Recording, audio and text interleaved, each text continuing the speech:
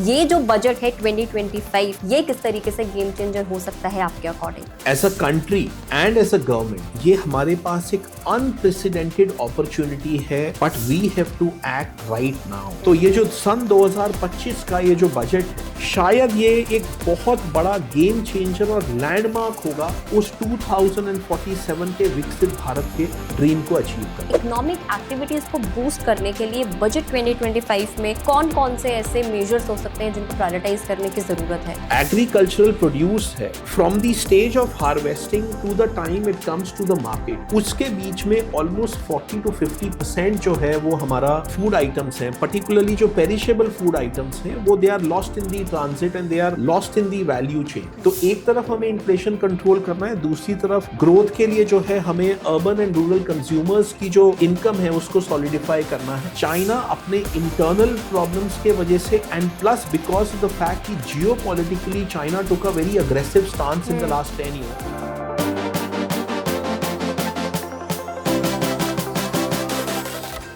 Hi, this is Bhavna and you are watching Good Returns. Budget 2025 का countdown शुरू हो चुका है और गुड रिटर्न्स पर हम लोग लेकर आए हैं एक special series, future focus budget 2025। आज इस सीरीज का पहला एपिसोड है और इस सीरीज के जरिए हम लोग बजट 2025 को डिटेल में समझने की कोशिश करेंगे। क्या कुछ एक्सपेक्टेशंस हैं, क्या कुछ पॉसिबल अनाउंसमेंट्स, बड़ी अनाउंसमेंट्स हो सकती हैं बजट 2025 में, और उसके बाद जो बजट हमारा प्रेजेंट होगा उसका एनालिसिस भी हम इस सीरीज़ के ज़रिए करने की कोशिश करेंगे। हमारे साथ इस सीरीज़ में एक्सपर्ट्स जुड़ेंगे अलग अलग सेक्टर से, जो हमें जो एक्सपेक्टेशंस हैं उनके बारे में बताएंगे। क्या कुछ पॉसिबल अनाउंसमेंट्स होनी चाहिए उनके बारे में हम लोग बात करेंगे। कौन से ऐसे सेक्टर्स हैं जिनके ऊपर सरकार का फोकस रह सकता है। इकोनॉमी के लिहाज से बजट 2025 कैसा रह सकता है, क्योंकि बजट का एक बहुत ही पोटेंशियल इम्पैक्ट हमारे देश की इकोनॉमी पर भी पड़ता है, हमारे देश की जीडीपी पे भी पड़ता है, और बहुत सारे ऐसे प्रॉब्लम्स हैं जो एड्रेस करने की बहुत ज़्यादा ज़रूरत है। तो किस तरीके से हमारा 2025 का बजट गेम चेंजर होना चाहिए, वो बेसिकली हम इस सीरीज़ में जानने की और समझने की कोशिश करेंगे। आज हमारे साथ हैं मिस्टर अमित गोयल, जो कि को फाउंडर हैं पेस 360 के। सर से हम लोग जानने की कोशिश करेंगे कि क्या कुछ बजट का जो इम्पैक्ट है इकोनॉमी के ऊपर पड़ेगा, क्या क्या जो चेंजेस हैं वो किए जा सकते हैं बजट में, और किस तरीके से इस बजट को गेम चेंजर बनाया जा सकता है। सर, फ्यूचर फोकस बजट 2025 के स्पेशल एपिसोड में आपका बहुत बहुत स्वागत है and thank you for joining us. Thank you for having me on the show Bhavna. सबसे पहले मिस्टर अमित, आपसे हम लोग मैक्रो इकोनॉमिक एक ओवरव्यू लेना चाहेंगे कि सबकी नज़रें क्योंकि बजट पर हैं, लेकिन फिस्कल डेफिसिट और जो ग्रोथ है उसको बैलेंस करते हुए आपको क्या कुछ लगता है कि बजट 2025 में अनाउंसमेंट्स की जा सकती हैं? जी देखिए, दोनों ही इम्पॉर्टेंट हैं, क्योंकि हमें फिस्कल डेफिसिट्स जो है इस गवर्नमेंट की पॉलिसी रही है पिछले कुछ सालों में कि हमें पोस्ट कोविड एक बार फिस्कल डेफिसिट बहुत ज़्यादा बढ़ गया था, तो उसको हमें जो है वो धीरे धीरे करके हमें उसको नॉर्मल टाइम्स में जो फिस्कल डेफिसिट की जो ट्रैजेक्टरी होनी चाहिए वैसे हमें करना है, और हमें बहुत ज़्यादा जो है वो ओवरबोर्ड नहीं जाना है गवर्नमेंट स्पेंडिंग में। तो वो एक प्रायोरिटी है। मगर एट द सेम टाइम अभी लास्ट फ्यू क्वार्टर्स से जो है हमारी इकोनॉमी का जो जीडीपी ग्रोथ रेट है वो कम आया है, और भी कुछ मैक्रो इकोनॉमिक कंसर्न्स हैं एम्प्लॉयमेंट को लेके, इनकम को लेके, जीडीपी को लेके। तो इसलिए दोनों को बैलेंस करना बहुत ज़रूरी है, और मैं समझता हूँ कि इसको बैलेंस किया जा सकता है। On the fiscal deficit side government ने इस साल का जो डेफिसिट प्रोजेक्ट किया हुआ है वो 4.9 है, and I think we are well on our way to achieve that target. अगले साल का उन्होंने 4.5 किया हुआ है। मुझे लगता है कि गवर्नमेंट को थोड़ा सा मे बी वो इसको रिलैक्स कर सकते हैं और 4.5 वो अगले साल ना अचीव करके उसको अगले से अगले साल अचीव करें। तो यानी कि जो ग्लाइड पाथ है उसको थोड़ा सा मॉडिफाई कर दें, बट इवेंचुअली यस, आने वाले कुछ सालों में हमें फिस्कल डेफिसिट को 4.5 और इवन 4.2 तक लेके जाना है। मगर अभी हम एक ऐसे स्टेज पे खड़े हैं इस इकोनॉमिक साइकिल में कि हमें ग्रोथ पे बहुत ज़्यादा फोकस करना पड़ेगा, और वो हम तमाम किस्म के मेजर्स जिससे हम infrastructure, manufacturing, health care, education, बहुत सारे सेक्टर्स ऐसे हैं जहाँ पे कि लो हैंगिंग फ्रूट है, अगर आप वहाँ पे कुछ मेजर्स लेते हैं तो वो सेक्टर्स आपको जीडीपी पे जो है आपको एक अच्छा मोमेंटम भी दे सकते हैं, और ये आप कर सकते हैं without going overboard on spending and without taking the fiscal deficit back to 5.5% plus where it was till let's say last financial year. बिल्कुल। एक दूसरा इशू जो हमें कुछ सालों में देखने को मिला है वो रहा है हमारा इन्फ्लेशन का। इन्फ्लेशन रेट हमने देखा है कि लगातार बढ़ती जा रही है। सर, अब ऐसे में इन्फ्लेशन को एड्रेस करने के लिए और इकोनॉमिक एक्टिविटीज़ को बूस्ट करने के लिए बजट 2025 में कौन कौन से ऐसे मेजर्स हो सकते हैं जिनको प्रायोरिटाइज करने की ज़रूरत है? देखिए, जहाँ तक हमारी इन्फ्लेशन का सवाल है तो वी ऑल नो कि हमारी इन्फ्लेशन फूड इन्फ्लेशन से बहुत ज़्यादा आ रही है, और हमारी जो इन्फ्लेशन बास्केट है, सीपीआई बास्केट, उसमें फूड का एक बहुत बड़ा रोल है। बिल्कुल। और वहाँ पर जो है, अगर मैं समझता हूँ कि अगर हम कुछ सप्लाई साइड मेजर्स लें तो हम जो है वो इन्फ्लेशन को नीचे ला सकते हैं। और सप्लाई साइड मेजर्स जो हैं वो फॉर एग्जांपल जो हमारा जो फ्यूल के ऊपर जो हमारे जो टैक्सेस और सेस हैं, अगर हम उसको थोड़ा कम लेके आते हैं तो हमारी जो लॉजिस्टिकल जो कॉस्ट है, चाहे वो फूड को रिलेटेड है और चाहे वो दूसरी गुड्स को से रिलेटेड है, हमारी जो ओवरऑल जो लॉजिस्टिक्स एंड ट्रांसपोर्टेशन कॉस्ट हमारी कम आ सकती हैं। और जो एक अर्बन कंज्यूमर जो अपनी इनकम का एक काफ़ी बड़ा पोर्शन जो है वो फ्यूल पे स्पेंड करता है, तो वहाँ पे जो है वो उनको कम स्पेंड करना होगा, तो जाहिर है कि उससे इन्फ्लेशन के ऊपर कुछ डाउनवर्ड प्रेशर पड़ेगा।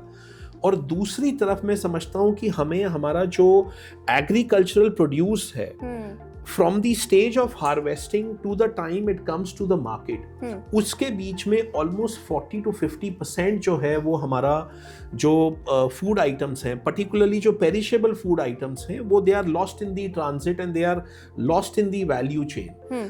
तो वहाँ पर जो है आई थिंक गवर्नमेंट को फोकस करना चाहिए। They should focus on the cold storage infrastructure, logistical infrastructure, how to make sure कि हमारी जो हार्वेस्ट है और कमिंग टू दी मार्केट जो है उसके बीच में जो लॉसेज हैं, अगर हमने उसको धीरे धीरे over the next few years अगर हम उस लॉसेज को कम कर सकते हैं, और ये वर्ल्ड वाइड ये सही हुआ है। Most of the developed countries में हमने उनकी भी बहुत हाई वेस्टेज हुआ करता था, और उन्होंने लॉजिस्टिकल इंफ्रास्ट्रक्चर में इन्वेस्ट करके, लॉजिस्टिकल एंड ट्रांसपोर्टेशन में उसको वो कम करके लाए हैं। अगर हम ये करने में कामयाब होते हैं तो हमारी फूड इन्फ्लेशन कम होएगी। तो एक तरफ फ्यूल इन्फ्लेशन कम हो जाए, दूसरी तरफ हमारी फूड इन्फ्लेशन जो है अगर कम हो जाए, तो मैं समझता हूं कि हमारी इन्फ्लेशन कम आ जाएगी। And at the same time जो है गवर्नमेंट बहुत सारे मेजर्स ले सकती है to boost the growth of the economy, because inflation और ग्रोथ दोनों लिंक्ड हैं। अगर आपकी इन्फ्लेशन कंट्रोल में आ जाती है तो आप ग्रोथ पे ज्यादा फोकस कर सकते हैं, मगर अगर इन्फ्लेशन जो है आपकी बियॉन्ड अ पॉइंट अगर बढ़ने लगती है तो आपका सारा फोकस जो है वो डिमांड सप्रेशन पे चले जाता है, जिससे कि आपकी जीडीपी बढ़ती नहीं है बल्कि कम हो जाती है। तो एक तरफ हमें इन्फ्लेशन कंट्रोल करना है, दूसरी तरफ ग्रोथ के लिए जो है हमें अर्बन एंड रूरल कंज्यूमर्स की जो इनकम है उसको सॉलिडिफाई करना है। जो हम मिनिमम डेली वेज जो है वो हम उसको बढ़ा सकते हैं, हम कुछ टैक्स इंसेंटिव्स दे सकते हैं, प्लस हम जो है वो इकोनॉमी को अगर हम ग्रो करने में कामयाब होते हैं तो अपने आप अर्बन और रूरल कंज्यूमर्स की इनकम बढ़ेगी। फिर प्रधानमंत्री किसान योजना है, मुझे लगता है उसमें शायद एक छोटा सा अगर हम और इंक्रीज प्रॉबेबली कर सकते हैं। फिर सब्सिडीज़ को अगर हम एफिशिएंटली अगर हम मैनेज करें और उनको direct benefit subsidies to the targeted recipients अगर हम करने में कामयाब रहे, तो मैं समझता हूं कि with in the same resources आप ग्रोथ को ज़्यादा बूस्ट कर सकते हैं। एंड इन्फ्लेशन इंडिया में कम आ सकता है only from the supply side, not from the demand side. तो अगर हम ये करने में कामयाब रहे तो मैं समझता हूं कि हमारे ये जो 3 एम्स हैं, एक तरफ हमें इन्फ्लेशन को कंट्रोल करना है, दूसरी तरफ हमें ग्रोथ को बूस्ट करना है, और तीसरी तरफ हमें फिस्कल डेफिसिट को भी बियॉन्ड अ पॉइंट नहीं बढ़ाना है, उसको भी कंट्रोल करके रखना है। हम ये सारे ऑब्जेक्टिव्स को अचीव कर सकते हैं। बिल्कुल सर, 1991 में एक बजट प्रेजेंट किया गया था जिसे इंडिया का गेम चेंजर बजट माना जाता है। उसके बाद हिस्ट्री में इस तरीके का कोई भी गेम चेंजर बजट सामने नहीं आया। लेकिन अब हम लोग जिस स्टेज पर खड़े हुए हैं तो एक बड़ी अपॉर्चुनिटी इंडिया के पास है, बिकॉज चाइना के जिस तरीके से पिछले कुछ टाइम से हम लोग हालात देख रहे हैं तो हर कोई चाइना का ऑल्टरनेटिव ढूंढ रहा है। ऐसे में और भी कंट्रीज हैं जो चाइना का ऑल्टरनेटिव बनना चाह रही हैं, भारत भी उस रेस में है कहीं ना कहीं। तो इंडिया चाइना का ऑल्टरनेटिव किस तरीके से बन सकता है और क्या क्या ऐसी चीज़ें हैं जो इंडिया को एक ग्लोबल लेवल पर और भी ज़्यादा स्ट्रेंथन कर सकता है, विकसित भारत का जो सपना है भारत का पूरा हो सकता है। ये जो बजट है 2025, ये किस तरीके से गेम चेंजर हो सकता है आपके अकॉर्डिंग? जी भावना, आई थिंक ये बहुत ही आपने अहम सवाल किया है और मुझे लगता है कि एज अ कंट्री और एंड एज अ गवर्नमेंट ये हमारे पास एक अनप्रेसिडेंटेड अपॉर्चुनिटी है, but we have to act right now. So जैसा कि आपने कहा 91 के बजट ने जो है हमारी इकोनॉमी को जो है वो लिबरलाइज किया था और उसको लाइसेंस राज के शैकल से निकाल के उसको जो है वो एक लिबरलाइज इकोनॉमी की तरफ ले गए थे और उन्होंने FDI, FPI हर चीज़ को जो है वो एनकरेज करके हमारी इकोनॉमी को जो है, जो कि एक बड़ी आइसोलेटेड और सोशलिस्ट बेंट ऑफ इकोनॉमी को वो टुवर्ड्स कैपिटलिज्म लेके गए और उसको पूरे वर्ल्ड के साथ उन्होंने जोड़ दिया। और वो उस बजट के वजह से आने वाले सालों तक और दशकों तक उसका जो है वो एडवांटेज हम लोग लेते आए हैं अभी तक भी। मगर उसके बीच में क्या हुआ कि वर्ल्ड में एक बहुत बड़ा मैन्युफैक्चरिंग रेवोल्यूशन आया इन 1990s एंड 2000s, जो कि आउटसोर्सिंग और ऑफशोरिंग के ऊपर बेस था। कि जो advanced economies of the world हैं like US, like UK, like EU, उन्होंने अपनी जो लोअर वैल्यू एडेड जो मैन्युफैक्चरिंग है वो उन्होंने आउटसोर्स करनी शुरू कर दी to countries like China, to countries like Mexico, so on and so forth. मगर इंडिया ने वो वाली जो रेवोल्यूशन था उसका जो फर्स्ट जो पार्ट था इंडिया ने टोटली मिस कर दिया। ना केवल हमने चाइना को मिस किया, हमने चाइना को लूज आउट किया, बल्कि सब्सिक्वेंटली हमने इवन वियतनाम, जो कि आज से 32 साल पहले कम्युनिस्ट कंट्री थी और उन्होंने अपना कैपिटलिज्म की जो जर्नी है वो सिर्फ 32 साल पहले शुरू की थी, हमने उनको भी जो है वो मैन्युफैक्चरिंग का रेवोल्यूशन हमने लूज आउट किया। बांग्लादेश को किया हमने, कैम्बोडिया को किया और हमने जो है वो इवन आपकी जो बाकी जो साउथ ईस्ट एशिया में जो कंट्रीज हैं like Thailand, like Indonesia, Philippines, हमने कहीं ना कहीं सबको मिस आउट, सबको लूज आउट किया। इवन टू श्रीलंका हमने लूज आउट किया। बट आई थिंक ये एक हमें बहुत बड़ी अपॉर्चुनिटी मिली है बिकॉज चाइना अपने इंटरनल प्रॉब्लम्स के वजह से and plus because of the fact कि geopolitically China took a very aggressive stance in the last 10 years under Xi Jinping, उसके वजह से बहुत सारी जो वेस्टर्न कंट्रीज हैं, US, कनाडा, EU, UK, वो कहीं ना कहीं चाइना को ऐसा थ्रेट मानते हैं जियोपॉलिटिकली भी और इकोनॉमिकली भी। तो वो अब एनकरेज कर रहे हैं अपने ही इकोनॉमी को कि आप चाइना के ऊपर अपनी डिपेंडेंस कम कीजिए और आप अपना जो आउटसोर्सिंग जो है उसको जो है आप रीशोरिंग कीजिए। यानी कि अभी तक आपकी जो डिपेंडेंस थी वो बहुत ज्यादा चाइना की तरफ थी, अब आप उसको जो है वो डाइवर्सिफाई कीजिए। और उसमें सवाल ये आता है कि ऐसी कितनी कंट्रीज हैं, चाइना एक इतना बड़ा मैन्युफैक्चरिंग बेस है, उनका 3.4 ट्रिलियन डॉलर्स के तो उनके टोटल एक्सपोर्ट्स हैं, एक इतना बड़ा मैन्युफैक्चरिंग बेस है कि अगर चाइना से मीनिंगफुली अगर मैन्युफैक्चरिंग शिफ्ट होनी है तो वो छोटी कंट्रीज में नहीं जा सकती है क्योंकि उनके पास उतनी लेबर नहीं है, उनके पास उतना डेमोग्राफिक नहीं है या उनके पास वो मार्केट नहीं है। बिल्कुल। तो इंडिया के पास मार्केट भी है, बहुत बड़ी मार्केट है। इंडिया के पास जो है वो डेमोग्राफिक्स भी है, इंडिया के पास लेबर प्रॉब्लम भी नहीं है, बल्कि हमारे पास पिछले कुछ सालों में अनएम्प्लॉयमेंट, अर्बन अनएम्प्लॉयमेंट की प्रॉब्लम और रूरल अंडर एम्प्लॉयमेंट की प्रॉब्लम बहुत बड़ी हो गई है।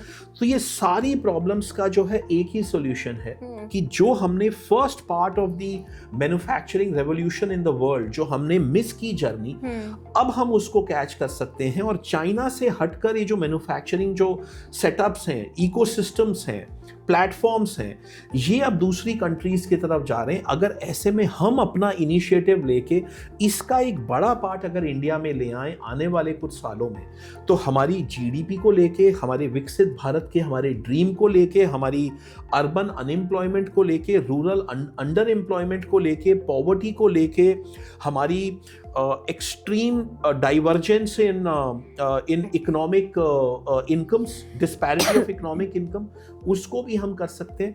ये सारी चीज़ें हम कर सकते हैं और उसके लिए हमें इस बजट में जो है एक बहुत बड़ी अपॉर्चुनिटी है कि हम अपने इंफ्रास्ट्रक्चर को बूस्ट दें, हम टैक्स ब्रेक्स दें फॉरेन डायरेक्ट इन्वेस्टमेंट के लिए, न्यू मैन्युफैक्चरिंग सेटअप्स के लिए हम लोअर टैक्सेस उनको दें, हम पूरा सिंप्लीफिकेशन करें इन land acquisition, in setting up manufacturing, in getting the required permissions, उसको सिंगल विंडो करके उसको टोटली जो है हम सिंप्लीफाई कर दें। और हम हमारे जो ये जो अर्बन सेंटर्स हैं, चाहे वो मेट्रोज हैं और चाहे वो टियर 1 और टियर 2 सिटीज एंड टाउन्स हैं, उन्हीं के अंदर हम जो है ये इकोनॉमिक जोन सेटअप करें जहां पर कि हम इन बड़े बड़े फॉरेन डायरेक्ट इन्वेस्टमेंट के प्लेयर्स को हम एनकरेज करें कि वो अपने मैन्युफैक्चरिंग बेसिस लगाएं। आप ये देखिए, till a few years back India used to import iPhones. Exactly. But now India is going to be manufacturing every fourth iPhone in the world is going to be made in India. Almost 25%. Yeah, 25%. तो अगर हम वो iPhones के case में कर पाए हैं तो मैं समझता हूँ कि हम ये तमाम electronics, garment, footwear, your resource industries, your EVs, your battery, हम उन सब में जो है ये चीजें कर सकते हैं। अगर हम ये करने में कामयाब हुए तो ये वाकई गेम चेंजर बजट होगा। This budget will be remembered for years and decades to come. 2047 में जो हमारा विकसित भारत का ड्रीम है, हम उस ड्रीम को भी अचीव करेंगे। और हम when we will look back at it, तो ये जो सन 2025 का ये जो बजट है, शायद ये एक बहुत बड़ा गेम चेंजर और लैंडमार्क होगा उस 2047 के विकसित भारत के ड्रीम को अचीव करने में। सो आई थिंक गवर्नमेंट के पास एक बहुत बड़ी अपॉर्चुनिटी है। सर, बहुत सारी जैसे कि आपने मैन्युफैक्चरिंग हब बोला कि अगर हमें इकोनॉमी को रफ्तार देनी है, अगर हमें विकसित भारत 2047 का सपना पूरा करना है, तो सबसे बड़ी चीज़ है वो है कि मैन्युफैक्चरिंग हब हमें बनना होगा। चाइना का ऑल्टरनेटिव हम इसी तरीके से बन सकते हैं। सर, और कौन कौन सी ऐसी मेजर प्रॉब्लम्स आप रिसेंट डेज में देख रहे हैं जिनको एड्रेस किया जाना बहुत ज़्यादा ज़रूरी है in this upcoming budget 2025? I think हमें जो है अपने बॉटलनेक्स जो हैं, चाहे वो इंफ्रास्ट्रक्चरल बॉटलनेक्स हैं, चाहे वो रेगुलेटरी बॉटलनेक्स हैं, चाहे हमारे जो GST और टैक्सेशन रिजीम्स हैं, और चाहे ये एक बहुत बड़ा इशू है misalignment between our import duties on raw materials, import duty on components and import duty on finished products, and somehow aligning it with our domestic taxation structure like GST. हम किस तरीके से इसको रीअलाइनमेंट करें कि हम जो है एक डाउन दी लाइन हम एक मैसेज जो है कम्युनिकेट करें कि आप रॉ मटेरियल्स इंपोर्ट कीजिए, आप कंपोनेंट्स इंपोर्ट कीजिए और आप फिनिश प्रोडक्ट मैन्युफैक्चर करें, रादर देन वाइस वर्सा। अभी तक हम क्या करते आए हैं, हम रॉ मटेरियल्स एक्सपोर्ट करते आए हैं और हम लोग फिनिश प्रोडक्ट इंपोर्ट करते आए हैं। बट ये यहाँ पे हमें उसको ठीक करना होगा, इसको रीअलाइन करना पड़ेगा, जैसा कि चाइना ने और उससे पहले साउथ कोरिया, ताइवान और इन तमाम कंट्रीज ने, एशियन टाइगर्स ने ये चीज़ को अचीव किया है।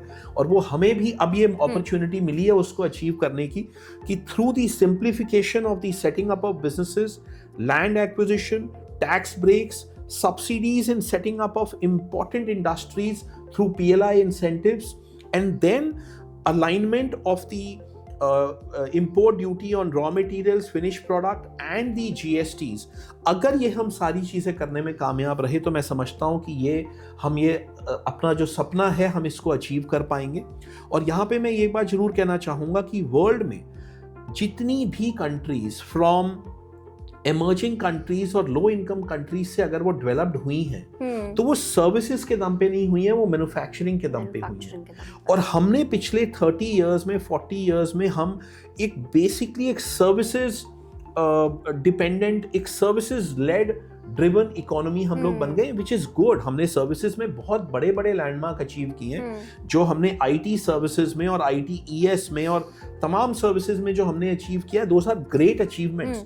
मगर जो मैन्युफैक्चरिंग बैंडवैगन हमने मिस कर दी थी, अब हमें वो पकड़नी होगी, क्योंकि सर्विसेज के दम पे आप एक इमर्जिंग इकोनॉमी से डेवलप्ड इकोनॉमी नहीं बन सकते। डेवलप्ड इकोनॉमी बनने के लिए आपको मैन्युफैक्चरिंग बेस चाहिए होगा, क्योंकि जो एम्प्लॉयमेंट है हमारी, we are 140 crore plus country.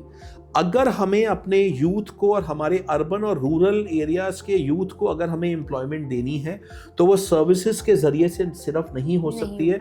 Manufacturing is much more intensive, labour intensive than services.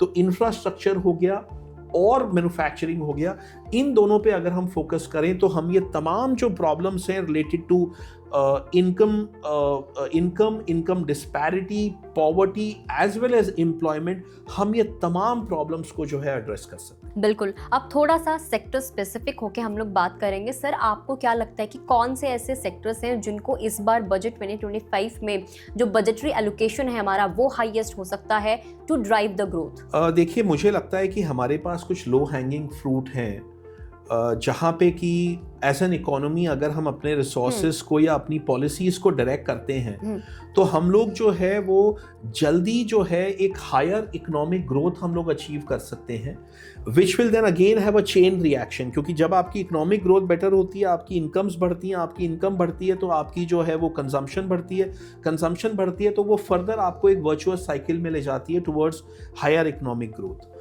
तो मेरा ऐसा मानना है कि वो लो हैंगिंग फ्रूट जो हैं वो, ऑफ कोर्स मैन्युफैक्चरिंग की तो हमने बात की ही है कि अब वो टाइम आ गया है कि हम बहुत ज़्यादा फोकस मैन्युफैक्चरिंग पे करें, बट उसके साथ साथ मुझे लगता है हमें इंफ्रास्ट्रक्चर पे अभी और हमें फोकस करना पड़ेगा, बिकॉज कहीं ना कहीं जो हमारी जो पोर्ट कैपेसिटी है, जो हमारी इनलैंड शिपिंग है, या हमारा जो रेल जो नेटवर्क है, या जो हमारा लॉजिस्टिक नेटवर्क है between rail, inland waterways and our roads, उसको हमें और बढ़ाना पड़ेगा।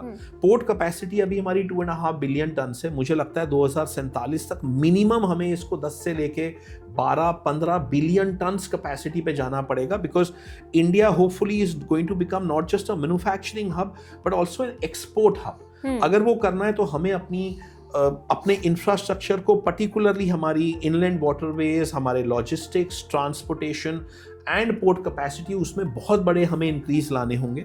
उसके अलावा मैं समझता हूँ हेल्थ केयर और एजुकेशन, यहाँ पे अभी हमें और फोकस करना होगा।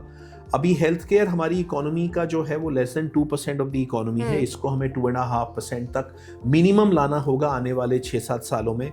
एजुकेशन अभी जो है वो कोई 4.5% ऑफ द इकोनॉमी है, उसको हमें 6% तक लाना होगा। और ये हम सारा अचीव कर सकते हैं by giving adequate incentives, in simplifying of the tax structures, in giving incentives not just on the GST side but also on the income deduction side. अपनी मिडिल क्लास को जो है जब हम एनकरेज करेंगे, और वो अपने आप मैन्युफैक्चरिंग में जो है हमारी मिडिल क्लास ग्रो करेगी, क्योंकि अभी हमारी out of this 140 crore population, हमारी जो है ऑलमोस्ट मोर देन 60% पॉपुलेशन अभी भी रूरल एरियाज में है। तो हमें जो है we would need more urbanisation. हमारी मिडिल क्लास जब बढ़ेगी तो अपने आप ये जो है बहुत सारी जो प्रॉब्लम्स हैं ये हमारी सॉल्व होंगी। मगर मिडिल क्लास अगर बढ़ेगी तो उनको जो है वो उनको हेल्थ भी चाहिए होगा, उनको एजुकेशन भी चाहिए होगा। तो कहीं ना कहीं ये infrastructure, manufacturing, health care, education, ये सब कनेक्टेड है। और ये सारे अगर हम जो है, if we get all these pieces correct, तो फिर हमारी ये तमाम जो प्रॉब्लम्स हैं, ये सारी की सारी प्रॉब्लम्स सॉल्व हो सकती हैं। बट मैं अगेन ये कहना चाहूँगा कि ये अपॉर्चुनिटी हमारे पास एक नैरो विंडो है, क्योंकि अगर हमने ये वाली अपॉर्चुनिटी भी मिस कर दी इंफ्रास्ट्रक्चर और मैन्युफैक्चरिंग में, देन चांसेस आर कि हम ये छोटी छोटी कंट्रीज़ को हम जो है ये अपॉर्चुनिटी हम लोग फोरगो कर देंगे, ये जो है अपॉर्चुनिटी वो लोग कैच कर लेंगे, particularly in south east Asia, eastern Europe and in Latin America. और उस केस में जो है वो मुझे लगता है कि विकसित भारत का सपना जो है वो साकार करने में जो है हमें बहुत ज़्यादा जो है वो बहुत ज़्यादा एफर्ट भी लगेगा और मुझे लगता है कि शायद 2047 तक हम शायद अचीव ना कर पाएं। बिल्कुल सर, टैक्स की आप बात कर रहे हैं और टैक्स को लेकर हमेशा से उम्मीद भी रहती है। अगर हम लास्ट ईयर के बजट की बात कर रहे हैं, लास्ट ईयर 2 बार बजट प्रेजेंट किया गया था, इंटरिम बजट और हमारा फुल बजट, उसमें ऑल्दो बहुत ज़्यादा राहत टैक्स को लेकर नहीं दी गई थी। सर अब एक बार फिर से लोगों के बीच में उम्मीदें हैं, चाहे वो हमारे बिजनेसेस हों, चाहे वो हमारे इंडिविजुअल्स हों। आप क्या एंटिसिपेट करते हैं बजट 2025 में कि क्या कुछ टैक्स रिफॉर्म्स, क्या कुछ रिलीफ्स इस बार लोगों को मिल सकती हैं? आई थिंक गवर्नमेंट को एक तो पहले जो है, जो हमारे 2047 तक के जो हमारे विकसित भारत का जो ड्रीम है, हमें जो है वो वहाँ पे हमारी इकोनॉमी कैसी होएगी हमें वो देखना होगा। And then we'll have to work backward कि अगर हमें वो टारगेट्स अचीव करने हैं तो कौन सा सेक्टर कितना बड़ा होना चाहिए बाय दैट टाइम, और फिर हमें बैकवर्ड वर्क करना है और उसके हिसाब से हमें अपनी सारा जो हमारा जो टैक्स स्ट्रक्चर है या इंसेंटिव स्ट्रक्चर्स हैं या जो भी हम बेनिफिट्स देना चाहते हैं टू फॉरेन डायरेक्ट इन्वेस्टमेंट, हमें वो सब देना होगा। और जो हम फाइनर जो हमारे जो टैक्स के जो हमारे जो रेट्स हैं, हमें उसको उससे अलाइन करना पड़ेगा। अब आप जो है ये इसको स्टैंड अलोन तरीके से नहीं देख सकते हैं। अब आपको जो है वो जो हमें अचीव करना है अगले 22 ईयर्स में, उसके हिसाब से आपको हर चीज, whether it is your GST regime or it is your direct tax regime or it is your corporate tax regime, हर चीज को उसके साथ अलाइन करना पड़ेगा। फॉर एग्जाम्पल, हमें जो है अभी एक बड़ी urgent need of the economy है कि हमें अर्बन कंजम्पशन को और रूरल कंजम्पशन को बूस्ट करना है। तो अर्बन कंजम्पशन के लिए for example I think salaried class के लिए और जो bottom 40% of the urban consumers हैं, जो सैलरीड, जिसमें से बहुत सारे सैलरीड भी हैं, प्रोफेशनल्स भी हैं, सेल्फ एम्प्लॉयड भी हैं, हमें उनको कुछ टैक्स बेनिफिट शायद देने होंगे। हमें शायद कुछ स्टैंडर्ड डिडक्शन बढ़ानी पड़ेगी 75,000 से मे बी लाख रुपए तक। हमें जो इनकम पे जहाँ पे आपको कोई टैक्स नहीं पे करना, वो थ्रेशोल्ड अभी 7 लाख के करीब है, उसको शायद हमें 8 लाख तक लाना पड़ेगा। फिर अप टू 20 लाख इनकम पे जो है हमें थोड़े से जो है वो टैक्सेशन रेट कम होने होंगे, क्योंकि हमें ये समझना होगा कि इन्फ्लेशन भी बढ़ रहा है। जो 20 लाख की इनकम आज से 5 साल पहले थी और वो 20 लाख की इनकम आज है, तो आप आज उसमें कोई 30% लेसर लाइफस्टाइल अफोर्ड कर सकते हैं बजाय कि 20 लाख 5 इयर्स बैक। तो हमें अपने टैक्सेशन स्ट्रक्चर्स में इस तरीके से इंसेंटिव देने पड़ेंगे कि हम एटलीस्ट उन लोगों को जो है वहां तक, जितने वो वेल ऑफ आज से कुछ साल पहले थे, हमें वहां तक लाना है। तो उसके लिए हमें rationalisation of tax, benefits in standard deduction, benefits in income tax slabs, फिर जो है वो कुछ जो एसेंशियल जो चीज़ें हैं जैसे हेल्थ केयर पे जो है वो कुछ टैक्स बेनिफिट्स, फिर जो है जो हमारी जो होम ओनरशिप का जो हमारा, हम चाहते हैं ज़्यादा से ज़्यादा पॉपुलेशन के पास होम ओनरशिप हो, तो वहाँ पर जो है आपको जो सेट ऑफ्स मिलते हैं इनकम में towards paying for your own house, paying interest on your mortgage, तो वहाँ पे जो है हमें कुछ फर्दर इंसेंटिव्स हमें मिलने चाहिए। उसी तरीके से जो है वो ये हेल्थ इंश्योरेंस पे, लाइफ इंश्योरेंस पे, ये सब करके हम आई थिंक अपने मिडिल क्लास को जो है सुदृढ़ बना सकते हैं, स्ट्रॉन्ग बना सकते हैं। और अगर हम उनको सुदृढ़ बनाते हैं तो कहीं ना कहीं वो मिडिल क्लास जो है वो बड़ा रोल प्ले करना है उनको हमारे विकसित भारत के ड्रीम में, तो हमें उनको जो है वो साथ लेके चलना पड़ेगा। मुझे लगता है कि जो फोकस होना चाहिए वो लोअर इनकम क्लासेस और मिडिल इनकम पे होना चाहिए, और जो अपर जो इनकम वाले जो स्लैब्स हैं वहाँ पे मुझे नहीं लगता कि बहुत ज़्यादा टिंकरिंग करने की आवश्यकता है। बिल्कुल सर, इस बजट में हम लोग किस तरीके से फॉरेन पोर्टफोलियो FDI को इन्फ्लुएंस कर सकते हैं? देखिए, फॉरेन डायरेक्ट इन्वेस्टमेंट को बहुत बड़ा रोल प्ले करना है अगर हमें विकसित भारत की तरफ बढ़ना है, और पर्टिकुलरली मैन्युफैक्चरिंग में अगर हमें एक रेनेसां अगर हमें दोबारा क्रिएट करना है, एक दोबारा से एक बहुत बड़ा रेवोल्यूशन क्रिएट करना है इंडिया में, तो उसके लिए FDI को बहुत बड़ा रोल प्ले करना होगा, और उसमें हम उनको तमाम किस्म के बेनिफिट दे सकते हैं। फॉर एग्जांपल, कुछ इंडस्ट्रीज जहाँ पे हम PLI बेनिफिट्स और सब्सिडीज देते हैं वो हमें शायद एक्सपैंड करना होगा।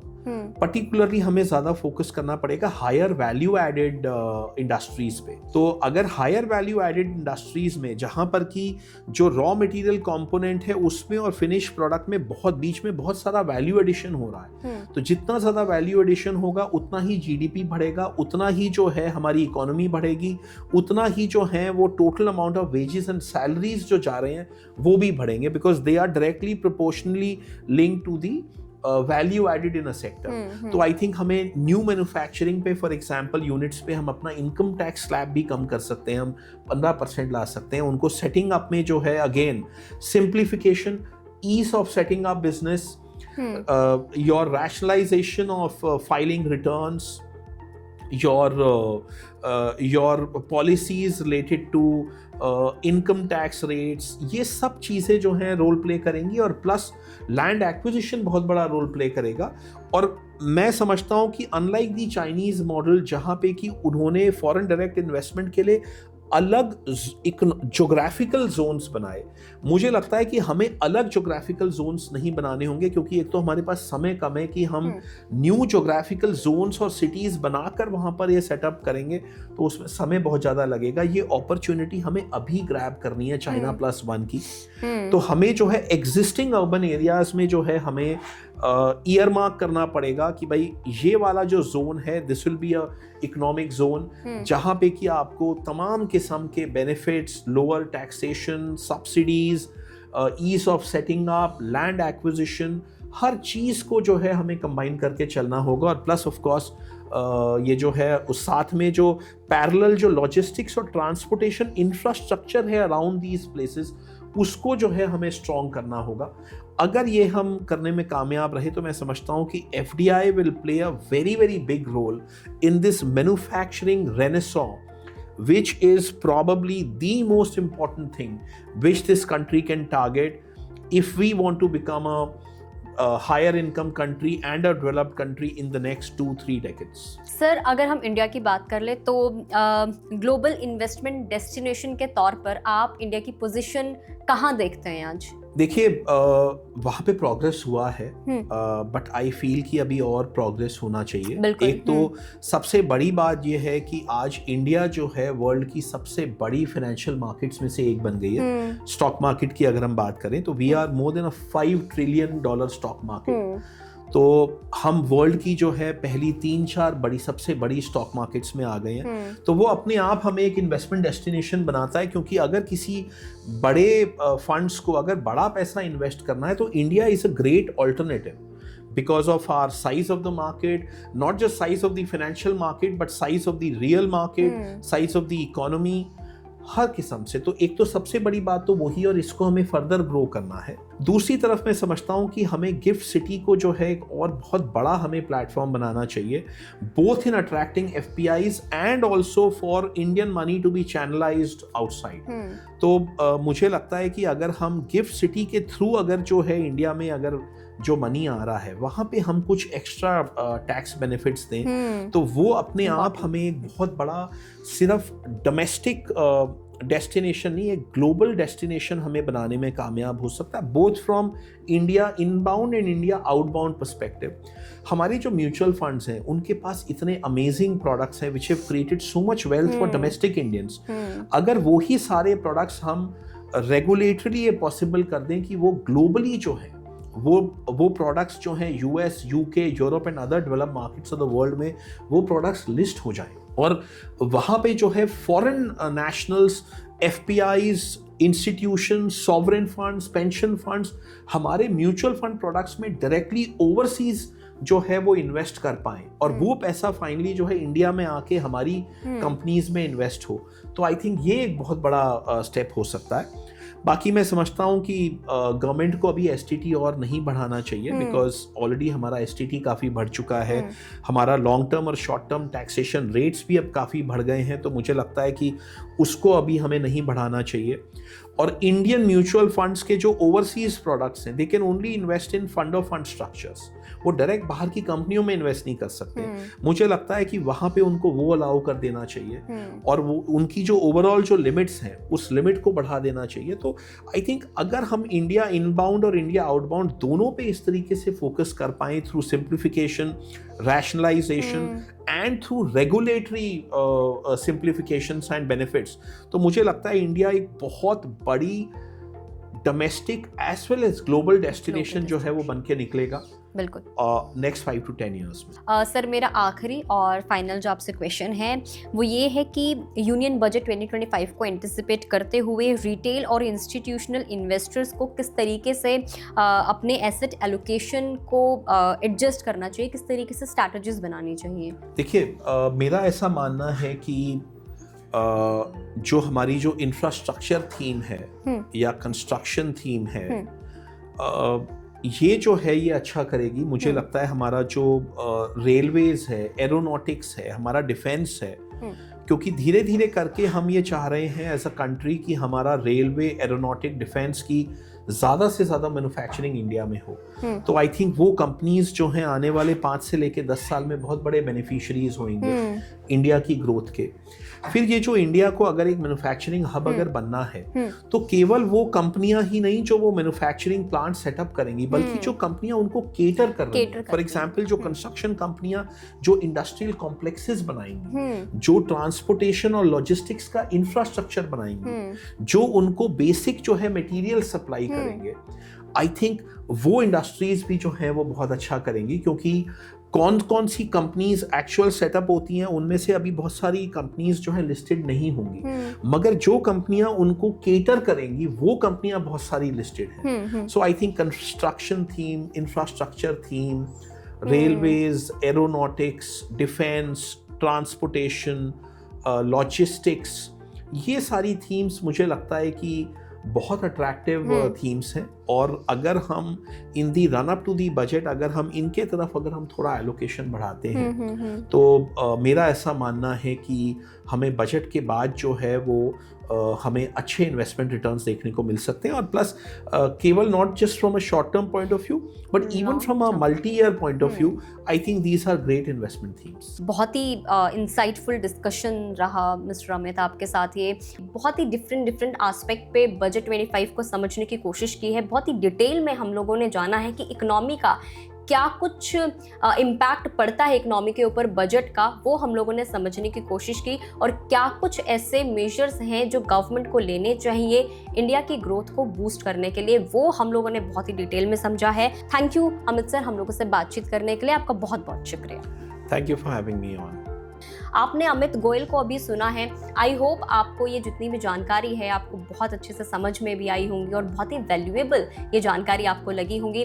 अगर आपके कोई थॉट्स हैं बजट को लेकर या किसी भी चीज़ को लेकर, आप हमें कमेंट सेक्शन में बता सकते हैं। वीडियो पसंद आई हो तो दोस्तों के साथ शेयर ज़रूर करें। फेसबुक पर देखें तो फेसबुक पेज को लाइक करें। और अगर आपने अभी तक चैनल को सब्सक्राइब नहीं किया है तो यूट्यूब पर हमें सब्सक्राइब करना ना भूलें। Thank you for watching us.